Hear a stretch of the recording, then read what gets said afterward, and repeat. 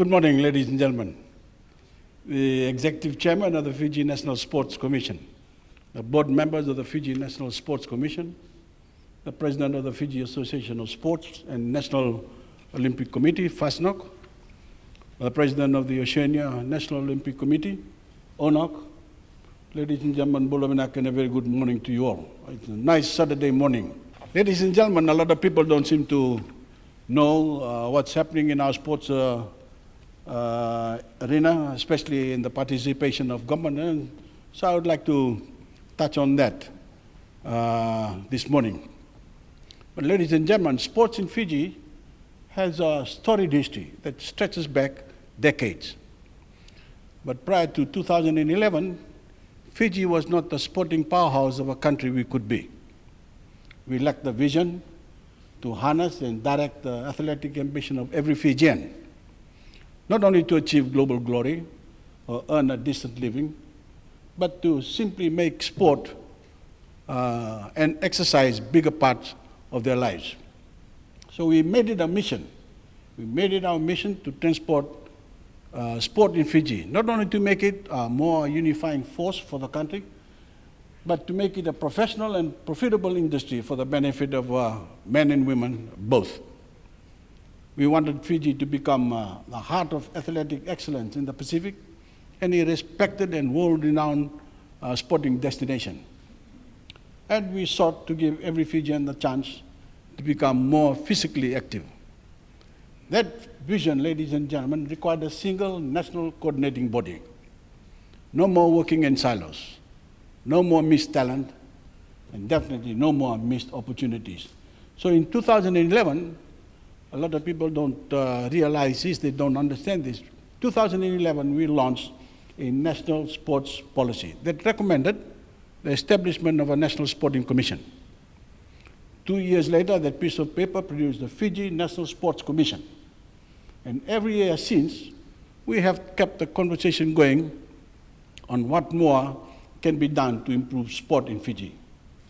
This conference creates dialogue between government, the Commission, sports leaders, and athletes on how we can develop different sports, how we can maximize performance, and how we can involve more of our people in athletics. We've done more than talk. We've delivered on the vision we set out. Through the last decade, government has invested more than $77 million in sporting development in Fiji, not counting the $6 million we gave to rugby union. We've also built parks and gymnasiums. We've invested in world-class coaching talent. We've sent our athletes to compete around the world as proud ambassadors for Fiji. We are breaking the bias around women's participation in sports, empowering girls to pursue athletics, not only as a passion, but as a rewarding career. More than 10 years on, we've all seen how those investments have steadily paid off. Today, the FSC is a household name. It has helped lift hundreds of athletes from community pitches to the highest stages in the world. And our athletes and coaches have done the rest. 3 gold medals, 2 in sevens rugby at the Summer Olympics, and 1 in the Paralympics.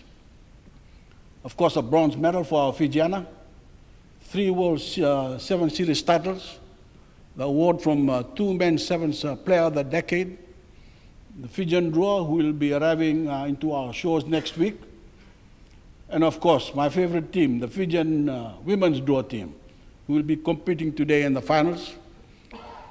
Ladies and gentlemen, Fiji's success has extended far past the rugby field. We've qualified athletes for the Olympics for the first time in sports like yachting. We've lifted, punched, swam, and ran our way to big wins in the South Pacific Games, the Oceania Championships, and the Commonwealth Games. We've hosted tournaments in everything from chess to hockey to table tennis to karate, yachting, swimming, and volleyball. Sports like boxing, netball, soccer, and cricket are, of course, on the rise in popularity. Supported by their government, our athletes have delivered moments that none of us will ever forget. I have no doubt each of us can remember exactly where we were for each of our Olympic gold medal wins. I'm sure our fondest memories are watching our children or maybe our grandchildren compete in the sports they love. I'm also sure we all remember how eerily unusual it was when our stadiums and parks were quiet during the period of COVID restrictions, and how joyous it was when our high vaccination rates allowed for sports to return. Because whether it is playing ourselves or watching athletes compete, sport is part of life in Fiji for all of us. And the best is yet to come. We have more memories left to make, more moments to etch into history, and more to celebrate.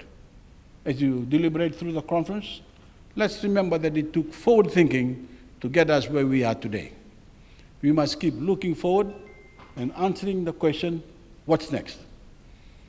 There are other sports outside of rugby in which Fiji can do very well, even dominate. One challenge I'd like to issue all is to think about how we can create opportunity for athletes looking to make the move from competitor to coach. There must be a time when we need to look beyond our shores to find the best coaches in the world. And lastly, I urge you to seek more ways to make young girls and women feel welcome in whatever athletic pursuit they choose. It requires daily commitment to erode age-old stigmas.